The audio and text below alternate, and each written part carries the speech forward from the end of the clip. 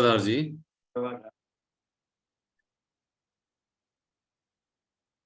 हमारा शिक्षक, आचार्य, गुरु कैसा हो, उससे पहले ये भी जानना आवश्यक है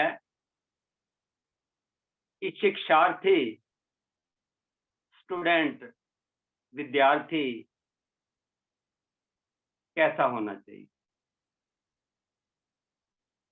विद्या चाहने वाला है विद्यार्थी।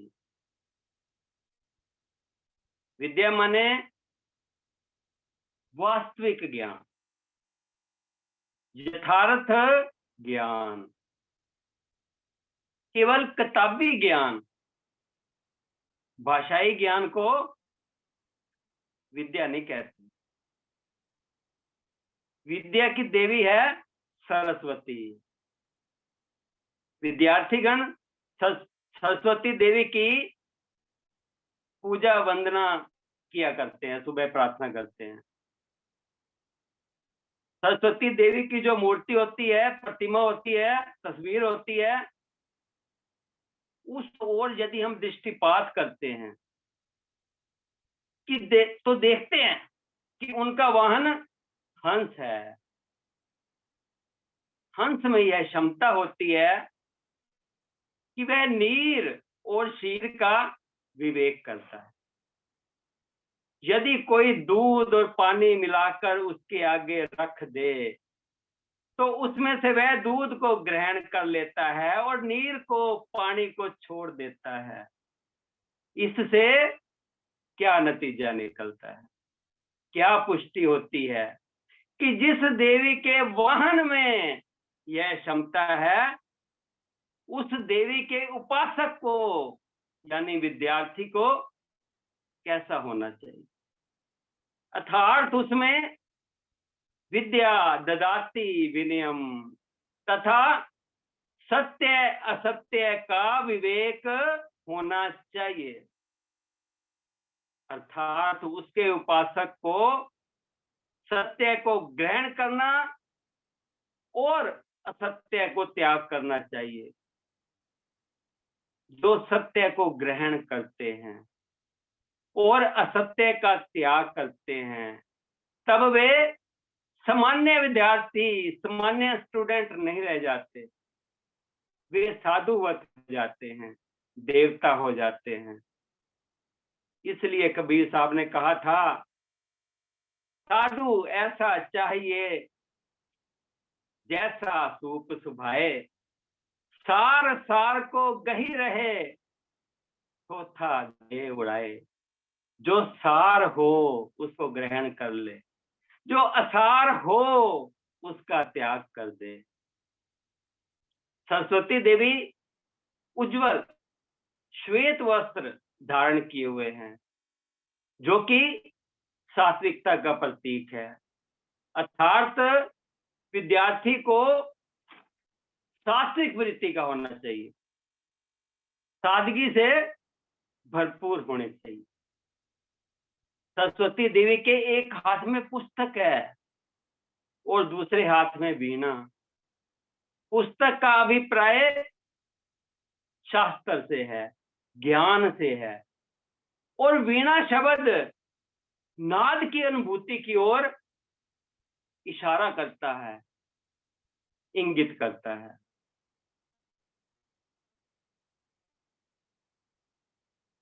प्राचीन काल में विद्यार्थी पढ़ने के लिए गुरुकुल जाते थे। भगवान राम के लिए रामचरितमानस में आया है, गुरु गृह गए पढ़न रघुराई, अल्पकाल विद्या सब पाई। भगवान राम और भगवान कृष्ण जैसे अवतारी पुरुषों ने भी गुरुकुल में आकर पढ़ा। भगवान राम के दो गुरु थे, लौकिक गुरु विश्वामित्र जी और पारलौकिक गुरु वशिष्ठ जी। भगवान कृष्ण के भी दो गुरु थे, लौकिक गुरु संदीपनी मुनि जी और पारलौकिक ज्ञान देने वाले थे गर्ग मुनि। पहले लौकिक शिक्षा के साथ साथ धार्मिक शिक्षा यानी परलौकिक शिक्षा भी दी जाती थी। आजकल धर्म शिक्षा वाला काम खत्म हो गया। शायद इसीलिए आज के नाबालिग उदंडता में, असहनशीलता में, जुर्म की दुनिया में बालिगों को भी मात करते हैं। भगवान कृष्ण और संदीपन मुनि के यहाँ जब पढ़ते थे तो पढ़ाई के साथ साथ गुरु सेवा भी करते थे। जलावन की लकड़ी चुनने के लिए जंगल जाते थे। गुरुकुल में लौकिक और परलौकिक दोनों तरह की शिक्षाएं दी जाती थी। प्राचीन काल में जो गुरुकुल जाते थे उनको बतलाया जाता था कि ईश्वर एक है, वो गुणों से न्यारा है, स्वतंत्र है, सर्वत्र है। वही बात आज महाराज जी महामंत्र के रूप में हमें समझा रहे हैं। ब्रह्म सत्यम निरंकार जन्मा अद्वैत पुरखा सर्वव्यापक कल्याण मूर्त परमेश्वराय नमस्तंग। अगर झूठ बोलेंगे, चोरी करेंगे, व्यभिचार करेंगे, हिंसा करेंगे, नशा करेंगे तो कहां करेंगे? संसार में तो करेंगे। और संसार में कण कण में हर जगह ईश्वर है। ईश्वर के रहते पाप कर्म करते हैं तो इसका अर्थ है कि ईश्वर को सर्वव्यापक हम नहीं मानते हैं। संत लोग हमारे कल्याण के लिए उपदेश करते हैं। सादगी, सत्य, सेवा, सत्संग, सिमरन को जीवन में उतारने की हिदायत देते हैं, लेकिन हम मानते नहीं। मानेंगे नहीं तो कल्याण कहां से होगा? असत्य भाषण को ही अगर केवल छोड़ दें तो कहीं कोई लड़ाई झगड़ा होगा? नहीं होगा। अहिंसा परम धर्म है। अगर सब मन, वचन और कर्म से अहिंसक बन जाएं तो कहीं कल्याण नहीं होगी, सर्वत्र शांति छा जाएगी। किसी को हम कटु वचन कह देते हैं जिससे उसको दुख होता है, यह भी हिंसा है। लेकिन हिंसा में भेद है। गुरु अपने शिष्य को डांटते हैं तो शिष्य को दुख होता है, लेकिन यह डांटना शिष्य के कल्याण के लिए है। जैसे किसी बच्चे के शरीर में फोड़ा है, वह दुखी है, बच्चे के दर्द को मां देख नहीं पाती, वह उसे डॉक्टर के पास लेकर जाती है और डॉक्टर बच्चे के फोड़े का चीरा लगाता है, ऑपरेशन करता है। बच्चे को बड़ी तकलीफ, दर्द होती है, फिर भी मां ऑपरेशन करवाती है, इसलिए कि बच्चे को आगे आने वाले समय में और ज्यादा परेशानी का सामना ना करना पड़े। अब थोड़ा दुख दर्द सहने से बड़ा दुख तकलीफ जो आगे आने वाला है वो टल जाएगा। उसी तरह शिक्षक, संत, महात्मा मार्गदर्शक होते हैं। वे अपने शिष्यों को उपदेश देते हैं, डांटते फटकारते हैं, पर यह डांट फटकार उन शिष्यों के लिए एक दवाई की तरह। गुरु कुम्हार शिष्य कुंभ है, गड़ गड़ काढ़े खोट, अंतर हाथ सहार दे, बाहर बाहे चोट। कुम्हार चाक पर कच्ची मिट्टी का बर्तन बनाता है। मिट्टी में जितने कंकड़ रहते हैं वो सब के सब निकाल देता है, क्योंकि कंकड़ रहने पर सही बर्तन नहीं बनेगा। गुरु भी अपने शिष्य के लिए कुम्हार के समान है। अगर चाक पर से मिट्टी उछलकर नीचे आ जाए कि इतने चक्कर में कौन पड़े, तो क्या वह मिट्टी कभी बर्तन बन सकेगी? नहीं बन सकेगी। जिस समय मिट्टी गूंथी जा रही हो उस समय वह हाथ से फिसल कर निकल कर चली जाए कि इतनी मार कौन से, तो क्या वह बर्तन बन सकेगी? कभी नहीं बन सकेगी। गुरु, माता, पिता और अभिभावक बच्चों को डांटते फटकारते हैं, कभी कभी हाथ भी उठा देते हैं, एक आध भैंस भी लगा देते हैं, तो वह उनके कल्याण के लिए ही। उस कल्याण को अगर कोई शिष्य अकल्याण समझता है तो यह उसकी नादानी है। टीचर ने, अभिभावक ने यदि बच्चे को पढ़ने में लगाने के लिए थोड़ी सख्ती कर दी और बच्चा दुख मानकर घर से भाग जाए, तो वह सदा मूर्ख ही बना रहेगा, कभी विद्वान नहीं बनेगा, अच्छा आदमी नहीं बन सकेगा। पत्थर का टुकड़ा सड़क पर पड़ा है, उस पत्थर की कोई कीमत नहीं। कोई मूर्तिकार उस पत्थर को घर ले आता है, उसे काट छांट तराश कर एक मूर्ति बना देता है। उस पैरों के नीचे रोंदे जाने वाले पत्थर ने जब मूर्ति का रूप धारण कर लिया, तो लोग उसे ले जाकर सजाते हैं, फूल अक्षत चढ़ाते हैं, उसकी प्राण प्रतिष्ठा करते हैं, उसे देवता मानते हैं और दंडवत प्रणाम करते हैं। उसी तरह जो शिक्षक होते हैं, गुरु होते हैं, अपने शिष्य को तराशते हैं, उसमें जो दुर्गुण होते हैं उसको निकालते हैं। जो शिष्य तराशने के कष्ट को झेलता है उसका जीवन कल्याणमय होता है, नहीं तो अकल्याण, अमंगल उसके साथ लगा हुआ है। बातें हैं अनमोल, मोल नहीं एक एक की। गुरु की बातें अनमोल होती हैं, लेकिन मोल समझता है कौन? अनमोल बातों का जो मोल समझते हैं वे भी अनमोल हो जाते हैं। एक यूनिवर्सिटी के प्रिंसिपल अपने उप कुलपति यानी वाइस चांसलर से बहुत हैरान थे। वह विद्यार्थियों को जो भी दंड देते, पेनल्टी लगाते, विद्यार्थी क्या करते?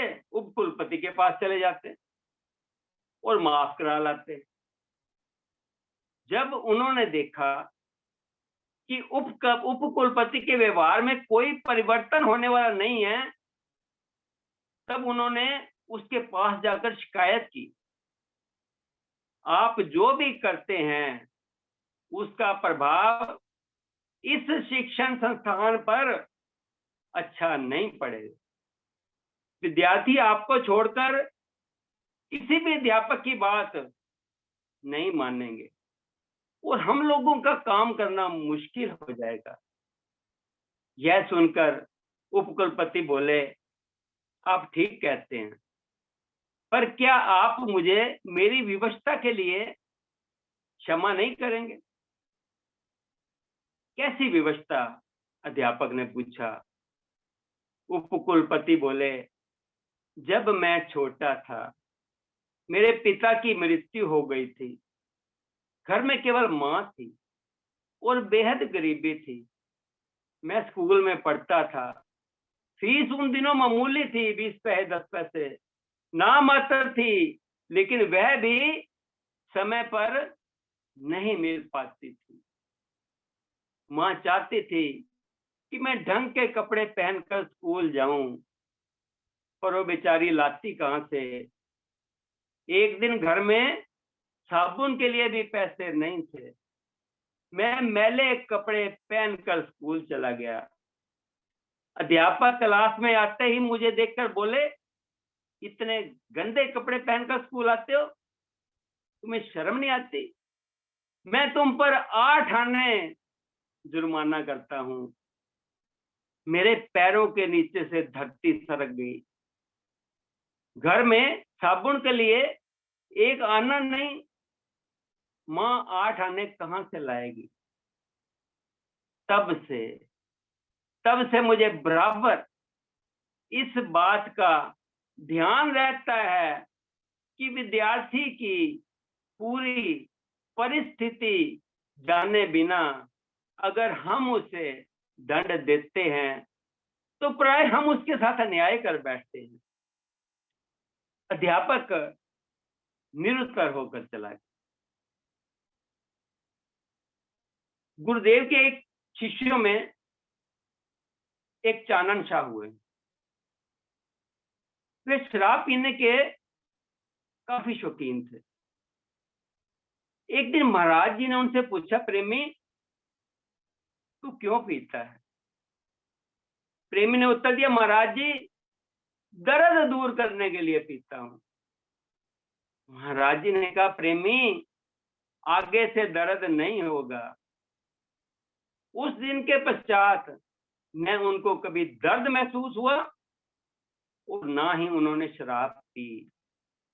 जो सही मायनों में शिक्षक हैं, गुरु हैं, वह शिष्य को किसी भी हालत में, दुख में, कष्ट में नहीं देख सकते, उसका दुख दूर करने की कोशिश करते हैं। महाराज जी ने सारी उम्र सादा वस्त्र पहने, जो विशेषकर खादी के होते थे। उनका कहना था कि अधिक भड़कीले वस्त्र पहनने से शारीरिक अहंकार बढ़ता है, जिसके कारण व्यक्ति गरीबों से घृणा करने लगता है। वह समाज में समानता नहीं रख सकता। उनका तो उपदेश अधिकतर सादगी पर ही होता था। वस्त्रों की सादगी उनके अंदर बचपन से ही थी। एक बार जब आप छोटे थे, आपकी बहन देवकी जी का विवाह हुआ। विवाह के कुछ दिन पश्चात आप अपनी बहन के साथ गुज्जर खां में उनकी ससुराल जाने के लिए तैयार हो गए। परंतु बहन ने कहा, यदि आप अच्छे कपड़े पहनकर चलो तभी मैं साथ ले चलूंगी, वरना नहीं, क्योंकि मेरी ससुराल वाले आपके वस्त्रों को देखकर न जाने क्या अनुमान लगाएंगे। परंतु महाराज जी अपने प्रण पर दृढ़ रहे।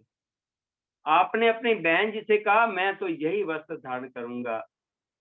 आप फिर उन्हीं वस्त्रों में उनके साथ गए। ताउम्र महाराज जी का लिबास अत्यंत सादा रहा। खद्दर की पगड़ी, कुर्ता, धोती, एक खद्दर की चादर गर्मियों में तथा सर्दियों में एक कश्मीरी लोई, यही रखते थे। जब तक यह वस्त्र बिल्कुल फट न जाए तब तक टांकों से काम चलाकर उन्हीं वस्त्रों का उपयोग किया जाता था। 15 दिन से पहले वस्त्र नहीं बदलते थे। साल भर के लिए 2 जोड़े काफी होते थे। जूता सादा पहनते थे, जो कि पंजाब में बुजुर्ग लोग पहनते हैं। एक बार जूते का तलवा बहुत ज्यादा घिसने के कारण टूट गया, तो इसको ठीक करवाने की आज्ञा हुई। प्रेमी भीम सैम जी ओबराय बरेली वाले, उन्होंने टूटी जुत्ती को ठीक करवा दिया और एक जोड़ी जूते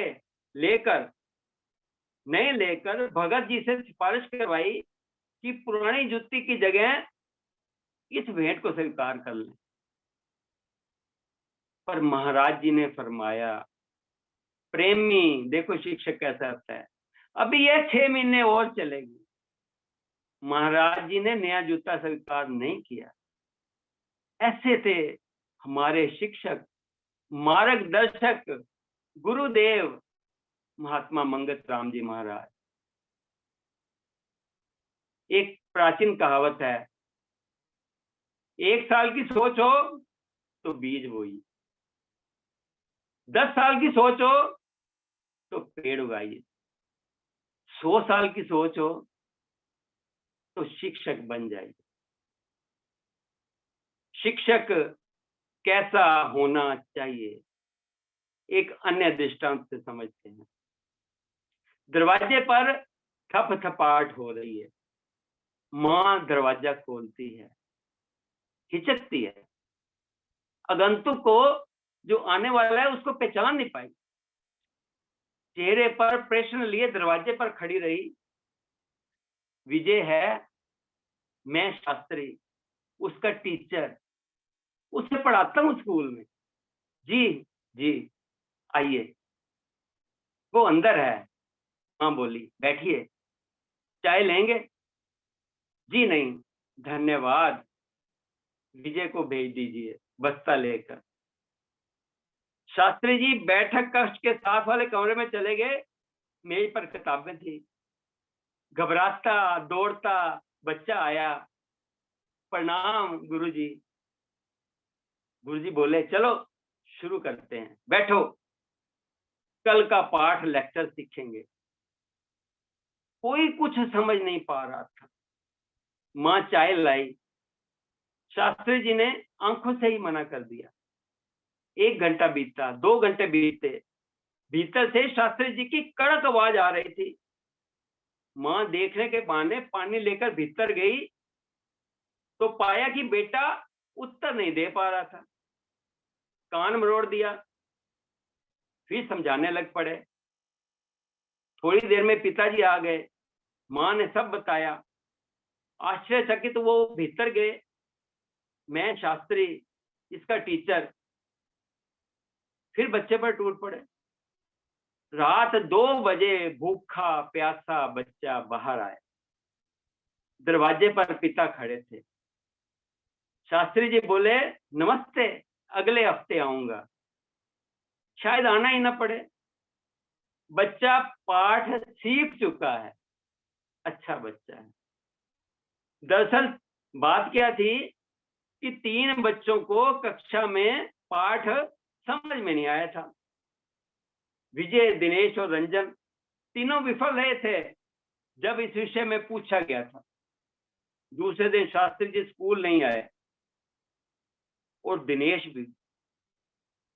मैं शास्त्री, दिनेश का क्लास टीचर, दिनेश के घर यह कहते पाए गए और शाम को रंजन के घर। ये है आदर्श शिक्षक। जब तक हर बच्चा हर पाठ ठीक समझ सीख नहीं लेता, शिक्षक का काम पूरा नहीं होता। हम में से कितने टीचर, कितने शिक्षक जो टीचिंग लाइन में हैं, ऐसा सोचते हैं। आमतौर पर सिलेबस खत्म करना ही प्रायोरिटी होती है, क्योंकि तो समझ आया कि नहीं उसको कोई लेना देना नहीं।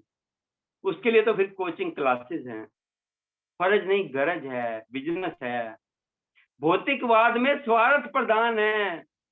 भौतिकवादी अपना काम स्वार्थ की दृष्टि से करता है, जबकि अध्यात्मवाद में कर्तव्य पहले है। शिक्षक की सोच यदि 100 साल यानी ताउम्र है, तो सतपुरुष यानी पूर्ण गुरु की सोच युगों तक होती है। सतपुरुष जब भी संसार में आते हैं, खास मकसद को लेकर आते हैं। सार निर्णय जीवन का पाठ पढ़ाने आते हैं। और वो क्या होता है? संसारिक उलझनों में ग्रस्त मानव मात्र को उससे निकाल कर उनको सत्य मार्ग पर लगाना, ताकि वह सतपुरुष के आदर्श जीवन और सत्य उपदेशों को अपने क्रियात्मक जीवन में ढालकर धारण कर अपना जीवन सुधार कर सके और संसारिक उलझनों से छुटकारा पाकर वास्तविक सुख का अनुभव कर सके। अशांत एवं दुखद जीवन को शांति में बदलकर अपने संसार में आने का पूर्ण लाभ प्राप्त कर सकते हैं। सतपुरुष महात्मा मंगतराम जी महाराज समस्त मानव जाति पर कृपालता करते हुए सार निर्णय जीवन प्रसंग प्रकट फरमाया है, जो निम्नलिखित है। संसार और शरीर की तब्दीली निश्चय करके जानी चाहिए। अपना जीवन निर्मल कर्म में व्यतीत करना चाहिए। तमाम मनुष्यों के साथ निर्वैर भाव से बर्ताव करना चाहिए, क्योंकि समय के साथ साथ सब ही तब्दीली को प्राप्त हो जाएंगे। मन और इंद्रियों का दमन सत्य स्वरूप में दृढ़ निश्चय ही वासना रूपी भयानक अंधकार से कल्याण के देने वाला है। आगे फरमाते हैं, इस संसार का दृश्य एक गहरी आंधी के समान जानना चाहिए, यानी गर्दो गुबार, रंजो गम और बेचैनी के अतिरिक्त और कोई नतीजा हासिल नहीं हो सकता है। निर्मल कर्तव्य है यानी परोपकार, और निर्मल पुरुषार्थ यानी सत्य यत्न धारण करना चाहिए, जिससे मन और इंद्रियों को शांति प्राप्त हो सके। संसार की विनाश और चित्त वृत्ति को निष्काम भाव में जो दृढ़ करता है, वह ही अपनी सही उन्नति को प्राप्त हो सकता है। यह सार निर्णय जीवन का है। यही पाठ पढ़ना है हमें, जब तक अच्छी तरह से समझ में ना आ जाए। अगला दृष्टांत देखिए। शर्मा जी मैथमेटिक्स के टीचर हैं।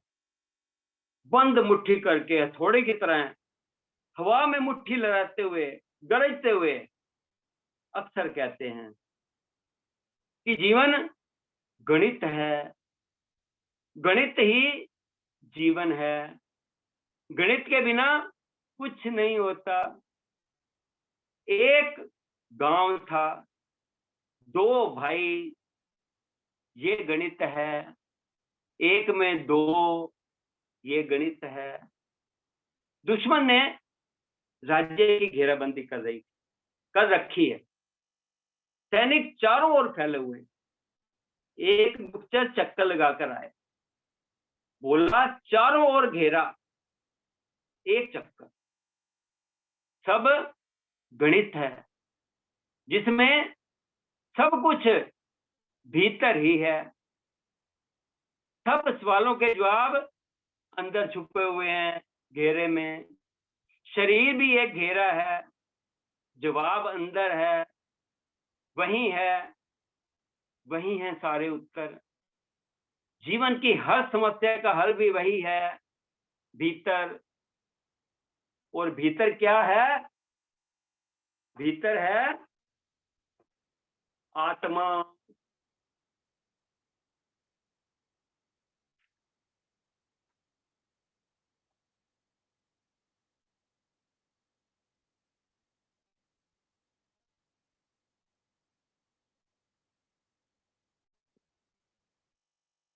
संसार शरीर असत्य है। महाराज जी क्या समझा रहे हैं? संसार शरीर असत्य है, सत वस्तु केवल आत्मा है, जिसका अस्तित्व कभी खत्म नहीं होता। जागृत, स्वप्न, सुषुप्ति और तुर्य चारों अवस्थाओं में वह मौजूद है। इसलिए वह ही केवल सत्य है और जगत मिथ्या है। सिवाय परमात्मा के संसार में कोई दूसरी वस्तु है ही नहीं। मन की दौड़ धूप, संकल्प विकल्प सब संसार का नजारा दिखा रहे हैं। जब मन ठहर जाता है तब चित्त वृत्ति का निरोध हो जाता है। समता भाव की प्राप्ति होने पर सब नजारे मायावी धोखे खत्म होकर वही सत्य वस्तु आत्मा जो कि त्यों भासती है। सब जग रूप ब्रह्म का भेद भरम नहीं कोय, मंगत सत तत् खोजिए, फिर जन्म नहीं होए। आत्मा शुद्ध है, पवित्र है, एक रस है, अपने आप में स्थित है। यह संसार भरम रूप जान पड़ता है। सूर्य गंगा जल में चमकने के कारण ज्यादा पवित्र नहीं हो जाता, वो शराब में चमकने से अपवित्र नहीं हो जाता। यही हाल आत्मा का जानो। सूर्य की इतनी उम्र हो चुकी, परंतु उसने अंधेरा कभी नहीं देखा। दिन रात अंधेरा उजाला सब जमीन के लिए है। सूर्य में न कभी रात हुई है और न कभी दिन चढ़ा है। इसी तरह आत्म देव के लिए अज्ञान कहां। जब तक हर बच्चा, हर शिष्य महाराज जी की बताई हुई इस पढ़ाई को जीवन से सीधे सीधे नहीं जोड़ लेता, शिक्षक का काम, गुरु का काम पूरा नहीं होता। माँ पहली शिक्षक होती है, पिता दूसरे क्रम पर आते हैं, किंतु माता पिता समाज के प्रति, अपने प्रति हमारा क्या कर्तव्य है, यह बताने वाला शिक्षक घर के बाहर हमारा पहला शिक्षक होता है। कब, कैसे, कहाँ, कौन, क्यों और क्या, यह 6 प्रश्न यह बताने, समझाने, लागू करने, परिणाम दिखाकर सिद्ध करने वाला सिद्ध विद्वान ही हमारा दूसरा शिक्षक है, जिसमें उत्साह है। उसे किसी और विद्या, विषय, विशेषता की आवश्यकता नहीं। तो उत्साह संसार में सर्वाधिक बलशाली है। जीवन से निराशा को निकालकर जीवन का महत्वपूर्ण, तथ्यपूर्ण, तर्कपूर्ण और अर्थपूर्ण भेद बताने वाला ये है हमारा तीसरा शिक्षक है। संसार की, जीवन की सबसे विकट समस्या है हर काम का कठिन होना। पहले तो जन्म कठिन, जन्म लेते तो बीमारी का डर, बीमारियों का उपचार कठिन, फिर पालन पोषण कठिन, फिर पलना, बढ़ना, पढ़ना, गठना, चढ़ना, सब कठिन। जो इस कठिन को सरल बना दे वो है सर्वोच्च शिक्षक। अंधकार, अंधेर से मुक्ति दे, ऐसा होता है शिक्षक। अहंकार, अहम, असत्य से मुक्त कर दे, ऐसा होता है शिक्षक। कर्म को ही धर्म के रूप में स्थापित कर दे, ऐसा है हमारा शिक्षक, हमारा मार्गदर्शक, हमारे गुरु महात्मा मंगत राम जी महाराज।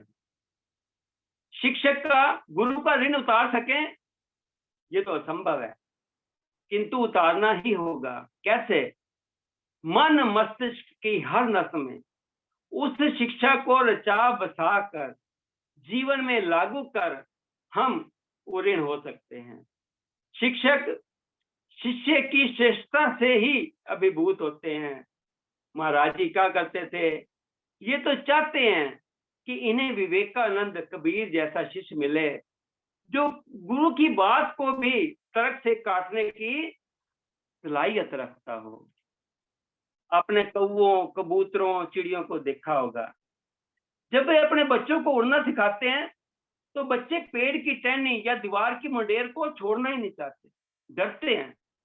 उन्हें जबरदस्ती नीचे गिराया जाता है ताकि वे अपने पंख फैलाकर आजादी से उड़ सकें, और ऊपर से बिल्ली या दूसरे जानवर पर भी निगाह रखी जाती है कि वे उनको कोई नुकसान न पहुंचा दे।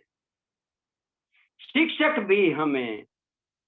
भी हमें जीवन में समुद्र रूपी गहराइयों में फेंक कर परीक्षा लेते हैं, फिर वहां से खींच कर धरती पर लाते हैं, पहाड़ पर बैठा देते हैं, तब तपा कर दौड़ने, बल्कि उड़ने के लिए तैयार कर फिर स्वतंत्र कर देते हैं, ऊंची उड़ान भरने के लिए, जिसका लक्ष्य है आत्मज्ञान, आपागमन से मुक्ति। ओम ब्रह्म सत्यम सर्वदा।